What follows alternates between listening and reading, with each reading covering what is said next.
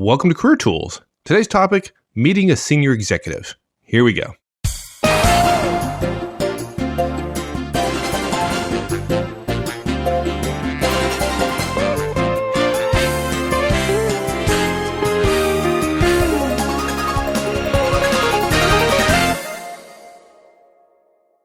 One of the recommendations we've made at least a couple times in manager tools, not career tools, but on manager tools, right. is that every manager who has managers below them needs to periodically have what we call a skip meeting. Or a skip level meeting. Yeah. Skip level, right. Exactly. Yeah, having a skip level. Yeah, in fact, we call it a skip level when really what it is a skip level meeting, a meeting to meet your skip levels, right? Or to meet your skips, yeah. Right. And by skips, we mean, if there's some executive out there, she's not meeting with her directs, the people who work directly for her, but for her directs. And those are skips. And so we call those are skips because you have to skip a level to get to them. There you go. And that's all very well and beneficial for the manager, of course, but it can be intimidating, to say the least, for and speaking of intimidation, you know what we call the double skip level, right? If a skip level meeting is with a direct of your direct, then what is it if you meet with the direct of your director direct? Well, that never happens, so there's no name for it. No need to come up with a name for it. Yeah, sorry. So for Career Tools listeners, if they find themselves in that position, what advice can we give them to give a good impression and not embarrass themselves? Yeah, actually, I think there's two pieces of this here. We people often say, "Oh, the big boss is coming down," right? My boss's boss. But frankly, this guidance is for meeting any notably senior executive. Now look, if you're an EVP and you're meeting the CEO for the first time, yes, the CEO is a notable senior executive, but since she's your boss, if you're an EVP in my example, we wouldn't consider this to apply. We're talking about meeting somebody 2 levels or 3 levels or even 4 levels higher than you. When I was in the Army, we used to call that echelons above reality. Right. Just very, very high. And look, folks, if you think you understand what's going on 4 levels above you, you probably don't. And don't feel bad. And we're not pointing a finger at you because we didn't either, 30 years ago when we started. But yeah, this applies not just to going into a skip level as a skip of your boss's boss, but also meeting somebody more senior, particularly if it's a one-on-one meeting, right? If it's a face-to-face meeting and it's not 100 people in the room. But basically, the idea is, what can you do to keep yourself from being embarrassed? How can you make a good first impression? And look, it's really easy. Although, frankly, you have to think about it a little bit creatively because most of us assume we're in a business meeting. It's business. And so we're just going to be ourselves. We're going to be smart about what we know. We're going to admit what we don't know. We're going to be professional about handling our deliverables and our responsibilities. We're going to contribute ideas and so on. But in fact, when you're meeting with more senior people, there are political ramifications. And it's worthwhile to know some simple things. And so we have 4 recommendations. Number 1, folks, you got to get more information. It's out there. We promise you it's out there, and people don't do it. People think, well, I wouldn't do that with my boss's peer, so why would I do that with my boss's boss's boss? Well, because your boss's boss's boss is really powerful, and you may only get 5 minutes with them. And if the first 5 minutes you get are all that you get, and it's you suddenly realizing, oops, I'm in an interview, you're not going much further, and you're not going to get another chance to make, what's that saying? It's really cheesy, but you never get a second chance to make a good first impression. So the first thing you need to do is get more information. Then, of course, you need to use that information. You need to prepare for the meeting. It's not like other meetings with other individuals. Okay. We're going to make some recommendations about put your best foot forward. That's our third point. And the last point, and this is related to the stress when people start realizing they have to prepare for a particular meeting with a particular individual. Our last point is let it go, folks. You're going to do the best you can. And hopefully the more chances you get at this, you'll be better. And when you're 21 and 22 and 23 and 24, just starting your career, you're going to make mistakes in these things, and it's okay. Let it go. Mike and I have done that ourselves. You've told that story several times of walking up to VPs at Mobil Oil and going, let me tell you what I think should be done around here. And your boss later saying to you, you might want to change that behavior. And apparently it turned out okay, right? It turned out okay. She didn't say it quite that nicely, but yeah, I mean, it was before I was really a professional, but when I was a cadet, right? The system gave me an enormously bad deal. And when my tactical officer of the academy asked me, what I thought of him. I told him the polite description of what I told him, a commissioned officer in the Air Force. And I know that sounds weird for you West Pointers out there, but I did have an Air Force tactical officer. I told him a very impolite, a very vulgar translation of go to hell. And, I seem to have survived. It amazes me to this day. So you must have been pretty bright, frankly, because I know exactly what you said. When you're right. When I've told that story to other people, they're stunned.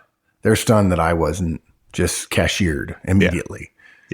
Yeah. So folks, you can do stupid things and still survive. Yeah. So. And then just let it go. And then you just have to let it go. Right. How many, remember I've told the story about getting fired, right? I mean, I got fired and I realized within 30 seconds, oh, I'm still me. And, you have to let it go. And you go home and, oh, well, it's going to be okay. And you discover, and you can't experience that vicariously. You can only experience it firsthand. But once you do, you realize, oh, that's right. It's not as bad as you thought. Right. And so that's why our fourth point is let it go. Yeah. And folks, you don't have to do what we did and be stupid. You could be smart. Yeah. So let's talk about one of the great joys of being a human being is we are given the gift of learning from other people's experiences. And one of the great tragedies of being a human is we have an inordinately hard time doing so. So hopefully we'll make this cast compelling. So there's a couple of mistakes folks make, right? I mean, whether it's a one-line email or, frankly, a passing comment in the hallway. Yeah, being asked to go to the office of your boss's boss. Or more. Boss's boss, right? And you just brought up two good points. The idea of one line in an email, right? Or a passing comment. You think nothing of it, right? Or it feels like being sent to the principal's office, right? You don't have any information. We don't know why you've been asked. No clue. Right? We don't know what's going on. So we tend to start filling the void with our own information. And it's awful. You make this mountain this molehill into a mountain, perhaps. And so we can get nervous by filling in information that we don't have, that we could just as easily go out and get. Okay, but to be fair, though, the opposite, in my opinion, the opposite is even more true. Folks, don't be fooled by an executive saying, I just want to chat with you. I just want to get to know you. Yeah, now, look, folks, you may think, well, why do they say that if they don't really mean it? I'll tell you why, frankly. Imagine that you're an executive and you're considering putting one of 3 or 4 people on a given team. I'm making this up as an example. This never actually happened to me. And Sure. I didn't actually do this very thing. And I realized that if I let it be known I was looking for people, every single thing I said and did after I built relationships with a lot of people would essentially be scrutinized. And I realized that there was risk if I telegraphed that I was looking for people for a team that I was forming and then actually spoke to people more than what I would normally do 30 seconds or a minute in the hallway or whatever, and then didn't choose them, that could be perceived as a negative. What's more, I knew that telling people that in fact something was in play would change their behavior around me. Essentially, it's the professional version of the Heisenberg uncertainty principle, right? Once you measure it, by definition, you have to change something. So executives have learned that you have to be, particularly senior executives, you have to be somewhat stealthy. Otherwise, you get unusual outcomes. Now, you might say, well, maybe if it was done differently, they wouldn't. Well, okay, yeah, maybe you're right. And the fact is, lots of executives have been doing it for a long time and discovered that people behave in ways that are not helpful to the executive's intent when everything is completely obvious and above board, and every single conversation, the full purpose and totality of the conversation is stated on the record in a way that makes it easy for every single subordinate to understand. So by definition, executives have learned, it's just a function of history. Executives have learned to soft pedal the extent of their involvement. Right. Yeah, and they might not even be looking to fill a particular project with an individual. Right, exactly. They just may be a smart executive and know that they have to size up folks, right? They need to know what talent is coming through the ranks and figure out who's high potential and all that. So they're not doing this out of the goodness of their hearts. But again, like you said, they've learned that they need to soft pedal it. So it sounds kind of soft. Yeah. And look, here's the thing. If they are going to spend time with you, even if it's random, if you don't even know, if you're not told to go to their office, but in fact, you know you are going to be in their office, don't think for a minute that they're not sizing you up. Executives' primary responsibility is to ensure the future success of the organization. The way they do that, there's the short-term thing, which is they make sure the company gets to next year by making profits. And the long-term thing is they hire and develop the right people and put in place the right systems and processes to ensure that those people can in fact achieve what the company needs them to achieve. The most important of those things is hiring the right people. Once those people are hired, and probably they're not involved in every single hiring decision, then it becomes, okay, how do we develop those people? How do you develop people? You get to know them, find out what their strengths and weaknesses are, and then put them in the right places to make sure that their skills are used and those skills that are needed to be developed get a chance to be developed as well. This is not rocket science. This is executive life, executive role and responsibilities 101. I just did it for a group of executives in Chicago recently. But what that means is when you're meeting with a senior executive, particularly if they've told you they want to meet with you, you're absolutely being evaluated. You may not like it. If you don't like it, you're going to be not liking every single senior executive meeting you have, because that's what we do. Yeah. Now, if you're thinking that you don't have enough information for this particular meeting, this comment in the hallway or this short email, you might be right. But to be fair, most executives feel they probably supplied you with enough information. The problem here is what they've forgotten about is what it's like to be where we are now, right? Where you are. They forget how intimidating they can be, or they just don't care, but we'll be generous. Right. So they think they've provided you the information. So going back to her for more information probably doesn't make a lot of sense here, right? Yeah, I also think they really do want to get to know you. They do. And even if they decide you're not right or they're not impressed, they still want to know you and they still want to understand how best to employ you. Now, you want to put your best foot forward, as we'll suggest in a minute, but that doesn't mean that they're purely evaluating you. And so if they tell you, I'm going to evaluate you, they know they're going to get weirdness. I mean, at least that's my experience, right? Exactly. Well, we know what happens, right? We'll get interviewing behavior, which is weirdness often. Right. Okay, but don't let that fool you. So they're trying to avoid this interviewing behavior, and you want to be smart enough to know that, in fact, to some extent, you are being interviewed. So you can't go back to the executive and ask for more information about this meeting. So, but dude, there are other sources, right? I mean, your boss, your peers, that executive's assistant, for example, are all good sources. And look, ask your boss, ask that executive assistant if they know what the meeting is about, and ask for more details. Okay. So look, here's some simple questions. If you're a premium content member, these are in the show notes. If you're not, then we encourage you to become a premium content member or take some notes here. Not while you're driving, please. Does the executive meet people at your level regularly? Right? Okay. Hey, boss, Jane, the VP, wants to meet with me. Does this happen a lot? Does she meet with people? Am I one of 100? I just got an email, right? Yeah. Is it look, if it happens all the time, like this is the 100th, time that this executive has met with folks at various levels down the chain, then you can go ask people who've participated before, right? If there's 199 people before you, go ask some of them, right? What happened? What'd she ask? Yeah, I'm amazed that people are, I've heard about these town halls. I'm on the 5th town hall, but I don't know what's going on with them. What? There have been 3 out of the 5. You're on the 5th one. You don't know what's happening. You don't know the agenda. Well, how would I find out? You call one of your buddies who was one of the first ones. Oh, I don't know anybody in that department. Well, go make one and find out what the heck the thing was about. Right? Yeah. Anyway. Okay. Sorry. Look, does he or she meet people on your level regularly? If she does, what does she generally want to talk about? What's the scope of it? Now, you may have to ask 2 or 3 or 4 people, 2 or 3 or 4 your bosses or your boss's peers or your peers who in fact have been in those meetings. Ask, what's her style in terms of meeting behavior? If you're so inclined and the knowledge would help you, what's her disc style? Is she a D? Is she as forceful, sort of take no prisoners? Is she a high I? Is she a salesy person and very persuasive and friendly and outgoing?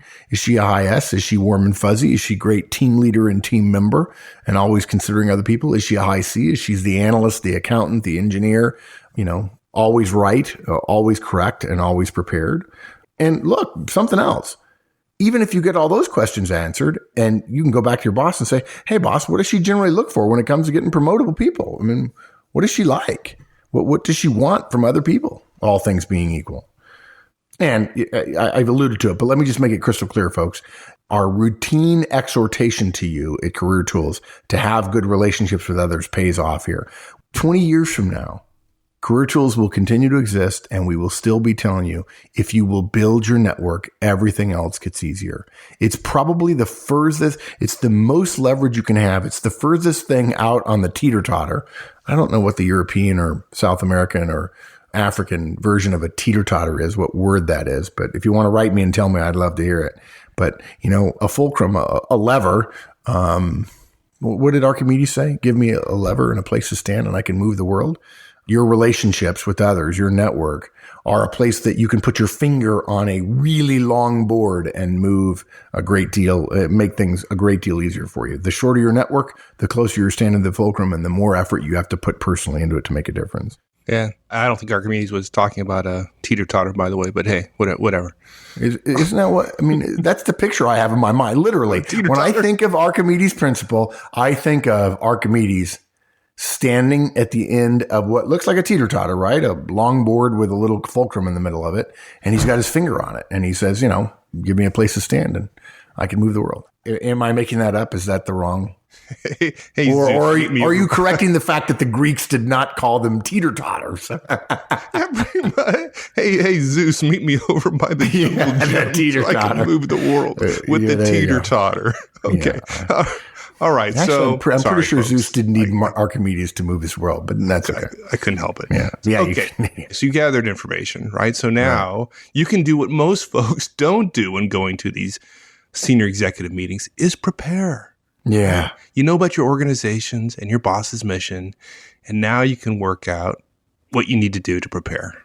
Yeah, there's a corollary here. I alluded to the whole interviewing weirdness thing earlier, but you're going to be interviewed. It's not going to be a straight interview because they're not going to tell you it's a straight interview. And nevertheless, you're meeting with somebody who has power over things you potentially want, and they're going to be evaluating your skills and abilities and interpersonal skills and your abilities in general. It may not be called an interview. You may not be interviewing for a particular job with a job offer at the end of it, but nevertheless, and maybe not in tone and tenor, but in theory, it's an interview. And what do we talk about during the interview series all the time? Preparation, right? Know your background, know what you've been good at, know what those things prove about you, be able to pick the right things to prove the right things for the right person. Be able to be conversant in the affairs of the day and so on. Yeah. So look, let's be simple, right? First thing you can expect to happen, folks, be prepared for the conversation to begin with some general questions about the role, your department, your organization, and your manager. Now, doesn't that sound very similar to a line that might sound like, be prepared for the conversation to begin with some normal chit chat about stuff that you both already know, like Wall Street Journal and the weather and sports, and maybe if somebody's feeling frisky, the politics of the day. Right, but why would he ask me about that kind of stuff if he already knows the answers? He certainly knows what the role of my department is and probably who my manager is and things about the organization. So why in the world would he possibly ask me about that? Well, first of all, to relax you a little bit, to give you some softball questions, to make sure that you're not seized up with nerves. But if he asks, how are you enjoying working here? What's it like working for your boss or whatever? You might want to have a prepared question to that instead of just blurting out. Yeah, prepared answer. Yeah. Jim, I haven't seen him awake in years. Yeah, he's never here. I don't really feel like he's my boss, frankly. Yeah, that wouldn't be good. Oh, it's right. I can't imagine a situation where a manager finding that a statement like that out later, a statement like, well, I know he's my boss, but I never see him. He's never here. I can't imagine a manager more all at once in one moment wanting to have done in the past phone one-on-ones in that very moment there. But look, the executive wants to relax you a little bit. They want to learn some things. They certainly, if in fact there's a truth that would surprise them in that little chit chat, they'd want to know it, right? And they're essentially validating who you are. So there maybe have been changes, right? You may have a new boss. There could be all kinds of reasons, and you need to be prepared for the normal chit chat. What's your background? That sort of stuff. Yeah, and the point here is that these questions are coming. We're telling you, they're coming. Yeah. So, be smart. Have a prepared answer.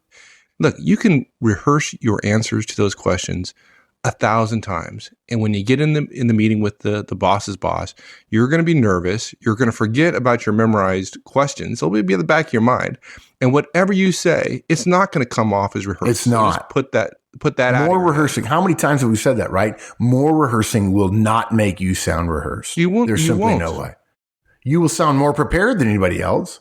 You will be more ready than anybody else, but you won't sound more rehearsed. Yeah. And on the other hand, if you don't rehearse, you're going to say the first thing that comes out of into your mind. It's going to come out of your mouth, and you may not like what you just said. So be prepared. These questions are coming. This is real easy. There's no reason to fall down in this quote unquote kind of interview for the simple questions that you know are coming. Yeah. Look, you're also going to be asked about projects you're working on. So folks, be prepared to give an update on all your projects, especially any high profile ones.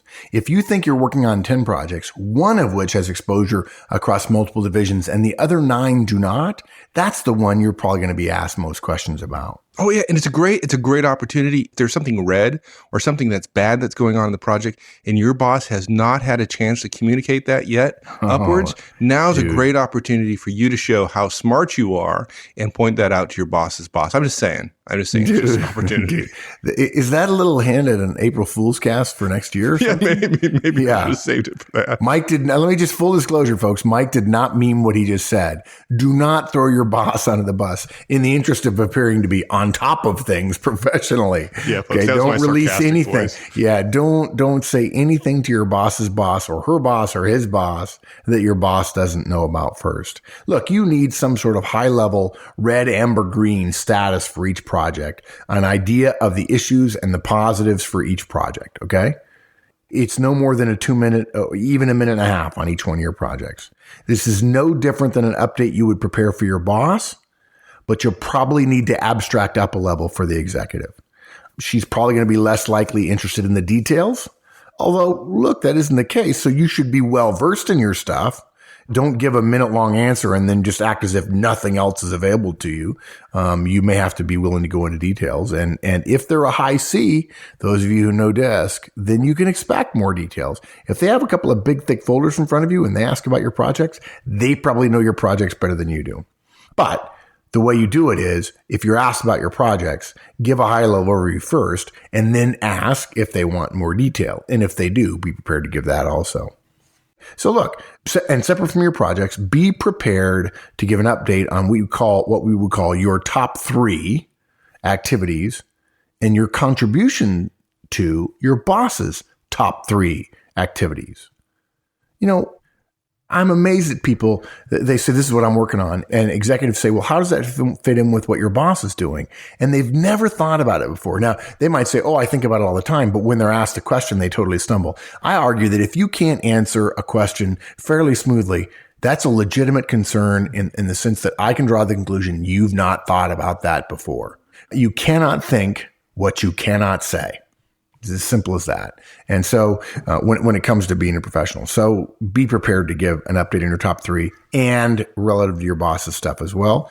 You need to be able to describe your objectives for the year also, and whether you're on track to meet them or not. And that's something that, frankly, I'd bet less than 10% of the people who are listening to this cast right now could do. Yeah, I agree with that. And frankly, I would ding myself also. I'm just, I think this cast will probably come out in December, so it's a little bit easier this year, but if it was January or February, the 10 things I was supposed to work on this year, tough one. How about career aspirations? Are you to get questions about that? Yeah. I mean, executives who are thinking about spotting talent will want to know what your career aspirations are. And I got to tell you, it's a tough one. Most of us get distracted by the day-to-day and only think about career aspirations at changeable or change of year moments like holidays, New Year, or annual evaluations. Make time to think about and then prepare a description of your career aspirations. And it can be delivered in a couple of sentences. I mean, if I was a salesman, I said my career aspiration is to become a sales manager, go into sales, and then go into marketing management at Procter & Gamble. If I were, an engineer, if I were in coding, for instance, I'd say my goal is to be developed into management software development. I'd have particular interest in quality assurance. And then long term, I'd like to move into application development, particularly as it relates to internet applications. Yeah. And hopefully someday I could potentially have executive potential. Folks, if you're an individual contributor, your manager is unlikely to be the person who's making decisions about moving you, for example, from sales to marketing. It's going to be at least your boss's boss. And if that's an aspiration you have or you hold, and you don't share that with the person who's going to be making those decisions in the future, then shame on you. You've just cut your chances down by at least 50% of getting that. Yeah. Good. And then also remember, you've got to include a little sort of potpourri category for those things you found out in asking questions about what the executive asks. Does he or she meet people regularly? Remember the questions we said. What do they like to talk about? What are their meeting behaviors? What are they looking for? Those things that they generally ask about, be prepared to answer those things as well. Really think? Yeah, well, I'm just saying. Okay, now you mentioned our point 3 was put your best foot forward. What do you mean by that? Yeah, I don't know. I take it for granted, right? And that's the danger, of course, in situations like this, is I just take it for granted. Well, of course, you're meeting your boss's boss's boss's boss. So are you going to dress up that day? Okay. So things beyond just preparing your answers to the questions that you're going to get or likely to get, but it goes beyond I think some practical and some conversational things you can do. Look, folks, put your best outfit on, right? You don't have to put on an interview suit, but if my work attire were slacks and a dress shirt and I was meeting my boss's boss and it was a one-on-one meeting, I'd wear a suit that day without a tie. Our recommendation is to go at least one level up from what you normally wear. Now, look, if normal in your organization is a suit and tie, we don't want you in a dinner jacket. Okay. Okay. But if normal is khakis and a polo shirt, put on dress trousers and a long sleeve dress shirt. And frankly, folks, if khakis and a polo shirt are normal in your organization, may I suggest in the future that you wear more dress trousers, ones that need to be dry cleaned or at least pressed rather than khakis. And if you're not comfortable getting completely away from polo shirts, this is for the guys, then try 2 days a week with a long sleeve dress shirt. And if you can't stand it at the end of halfway through those 2 days, roll your sleeves up. I'll tell you what, I've walked into a place and looked around at 30 people and walked right over to the guy who had on gray wool slacks, loafers, and a long sleeve dress shirt. And I was right. That was the manager. Yeah. And going from, slacks or khakis to slacks and from a polo shirt to a long sleeve shirt won't be so obvious that you'll feel out of place with everybody else around the office, right? Yeah. And for some of you, you say, you know what? I feel like that's a little elitist, right? We shouldn't have to spend more money on clothes in order to be thought successful. Well, first of all, in order to be thought successful, that's in the mind of somebody else. So you might as well recognize the mind of somebody else is probably going to be driven by different factors than you. Secondly, you don't really have to spend that much more. And third, it matters. People pay attention. People draw conclusions. And if you don't want to play the game, that's completely fine. Just don't expect the spoils associated with the game to come to you since you're not playing. Is it possible to be a brilliant and successful manager, engineer, senior manager, junior executive, senior executive, CEO while completely not dressing the part? Yes. And you have to be smarter, faster, cooler, more natural, and better all the way around than everybody else. It's not either or, choose one or the other, but it's a simple thing you can do to make a difference. And frankly, it inspires, even though it might get some jeers of derision from some of your buddies, as I heard one political guy once write, as much as people complain about, for instance, in the U.S., the fact that the president has a driver and Secret Service and so on, not that many people want their next door neighbor making decisions about national security, right? And not that many people want a guy who's just as dumb as them about politics and corporate culture and so on, making decisions about them for their job. Yeah. So put your best outfit on, okay? Whatever you choose, it needs to be clean and pressed. And frankly, folks, you might think that may not be guidance we would need to give, but you'd be surprised. And by the way, guys, we'll talk about this again in future casts about dressing. And this applies to the ladies as well. Khakis, generally a bad choice if you care how you look between 3 and 6 in the afternoon. I happen to love khakis, and they wrinkle like crazy and look like crap at 4 and 5 in the afternoon. On the other hand, wool slacks tend to snap back a little bit. Wool slacks with a little bit of polyester in them, not 80% polyester, tend to tend to do better. And that's generally why female junior managers and junior executives look better than the male ones who came out of technical backgrounds, and the male managers are still wearing khakis and the ladies are wearing slacks, which has some wool and some polyester in them. And they look good at 5 o'clock in the afternoon, and the guys look slovenly. In these meetings, is it okay to take notes in these meetings, by the way? Yeah. Is it okay to take notes? Holy crap. If somebody senior is talking to you, pay attention. We always joke with people about one-on-one notes, right? And they say, oh, what do I tell my directs if they ask me, are you documenting? You look at them and say, yes, I am documenting, which is a really formal word for taking notes. And I take notes because what you say is important to me, or B, I'm old, or C, this is a business meeting and I take notes in every business meeting I go to. Take something to write on and something to write with. Even if you think you'll remember everything you're told, folks, it's unlikely, and it makes you look unprepared. Look, if you want to explain a point, you may want to draw a diagram. You'll need a pen and a paper to do that. Don't take your scruffy legal pad and your chewed Bic pen. Appearances matter. Take a new pen and a clean book from the stationery cupboard if you have to. Go get a Moleskine, right? And put your name in the front of it and write a couple of notes on the first page so it doesn't look like you bought a brand new notebook just for this meeting with this person who's not very senior, but much more senior than you. Yeah. What do you think about, you go in a meeting with your boss's boss, you want to show some leadership, maybe you want to be a manager someday, you're not quite. So what do you think about showing some initiative and leadership by kind of taking charge of the meeting? Tell your executive the truth and the truth will set you free. Yeah, I just read. In fact, I think I wrote something recently which said, even the Wall Street Journal gives bad interviewing advice. And it was a whole article about how to take back control of the interview from the interviewer. Yeah. And I know there are interviewers like that, but I'm sorry, folks, that just is not done in polite society. Whatever happens during this meeting with your boss's boss or your boss's boss's boss, or even higher than that, this is the executive's meeting. It is not your place to direct the meeting. The fact that you have something you really want to get across doesn't mean you get to play conversational ninja and figure out how to turn the conversation under what you really want to talk about. That is called boorishness, and no executive likes it. And they're aware that you're doing it, and they might let you go there. Then they might not like what you say. Then they say, strike one, I didn't like what he says. And strike two, he got me there because I let him, and he's clueless enough to believe that I actually didn't have any say in where he was going. Right. On the other hand, though, they want to hear from you, right? They're not expecting a bunch of yes sir, no sir type of. Yeah, no, they don't want one-word answers. And frankly, if you're fully prepared, that shouldn't be a problem. If you find yourself giving yes or no answers, folks, it's because you're not prepared, and I'm sorry we couldn't help you.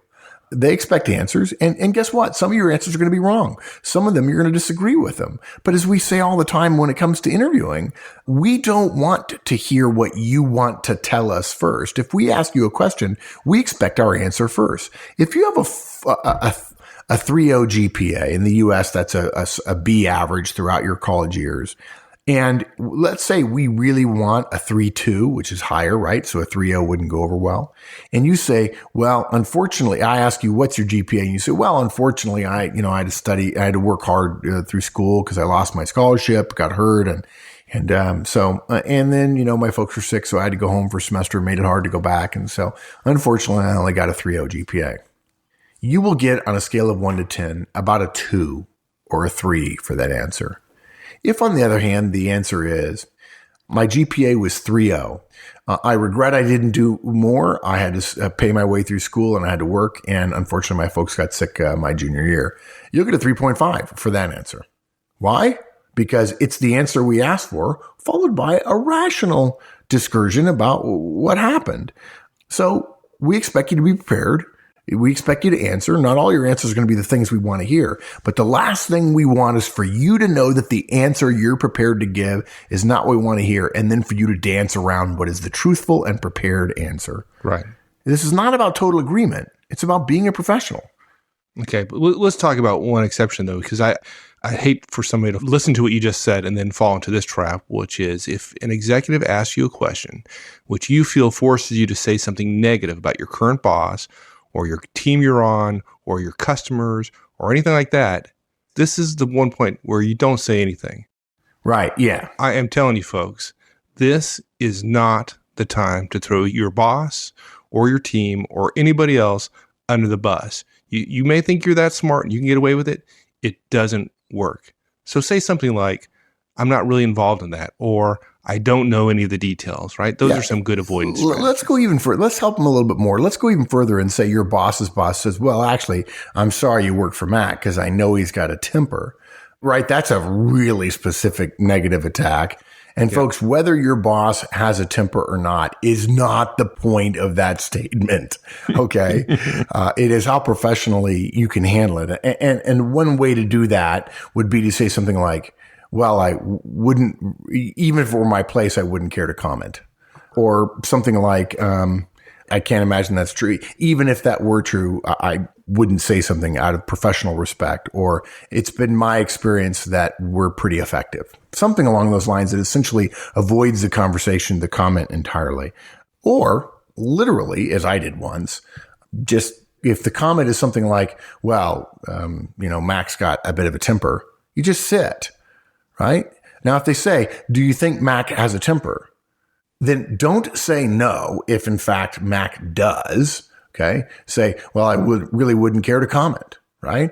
And there are times I have friends who are interested in politics and are still in politics. And they say, it's funny. Everybody gives my politician a hard time because he or she doesn't answer the question put to them. Well, unfortunately, there's an old saying that you're entitled to a truthful answer to any question to which you're entitled an answer. In other words, if the question isn't appropriate enough to deserve an answer, you don't have to answer truthfully. And because we're not truthful, because we don't want to be not truthful, we avoid the answer. We avoid the question. And that's an appropriate professional and, if you might pardon me saying so, the ladylike or gentlemanly thing to do. And they might very well do it. If they say, hey, Project X is tanking, say, I'm sorry, I wish I could converse about that, but I can't, I don't know the details. If in fact you do know some of them, just say, I'm sorry, I don't know the details and I can't comment. Yeah. Okay. And given everything we've said, frankly, it's possible you may make a mistake. And that's why we just suggest you let it go. Yeah. Look, this is a regular piece of guidance from Career Tools. I'm sure Wendy has stories from her career. She and I do a lot of the thinking about Career Tools, and obviously Mike does too. And Wendy and I are slightly less gifted in our careers than Mike because Wendy and I have both been fired. But look, folks, spending time after the meeting, fretting about every word you said or trying to think of clever answers. Oh, because George Will once said of Bill Buckley that people used to complain about Bill Buckley because he won arguments only because he was more clever than them, meaning that after the conversation, they finally came up with something clever in a response to what he said. They could just not give voice to their razor-like thoughts during the course of the conversation. The fact is, we all feel that way when we're uncertain of the rules. We don't have a lot of power.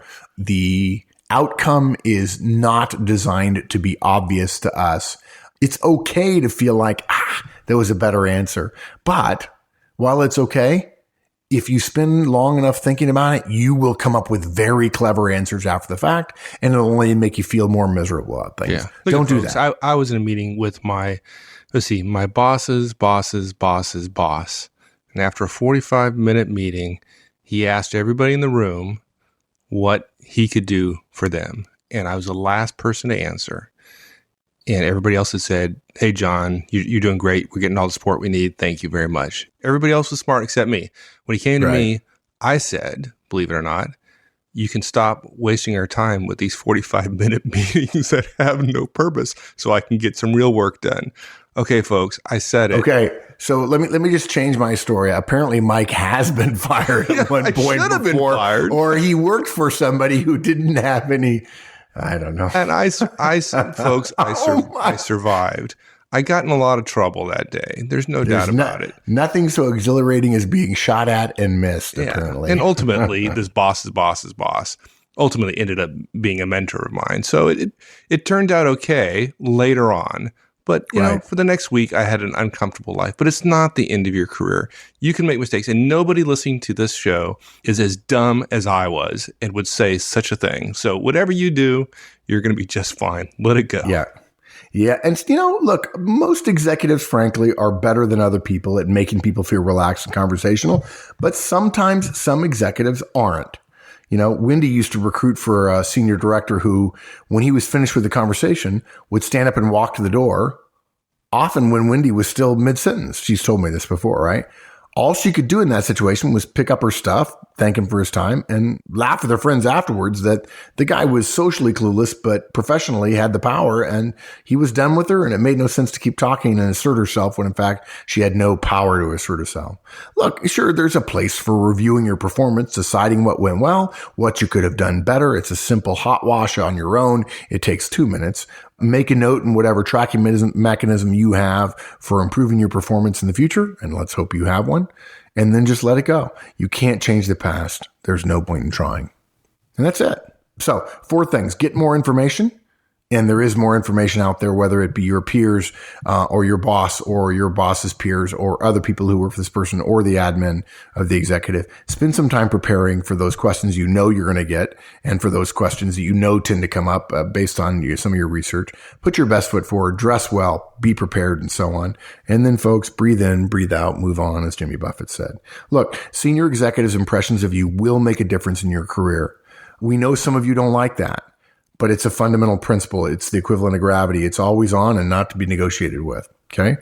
Remember, you will have and use such authority, the authority that they're using now, when you're at their level. You'll want to be able to evaluate people and you want to be able to do it in a way that makes sense to you. So for now, learn a little politics. Plan ahead, get to know something about the person whom you're meeting, do your best to make the best first impression you can make. Frankly, others won't. And as we've said a million times before, in the land of the blind, the one-eyed person is king or queen, and that helps you. And that's why we're here, to help you. Awesome. Thanks, my friend. Thanks, partner. I will see you. See ya. Thanks, everyone. That's it. We'll see you next week. In the meantime, have a great one. So long.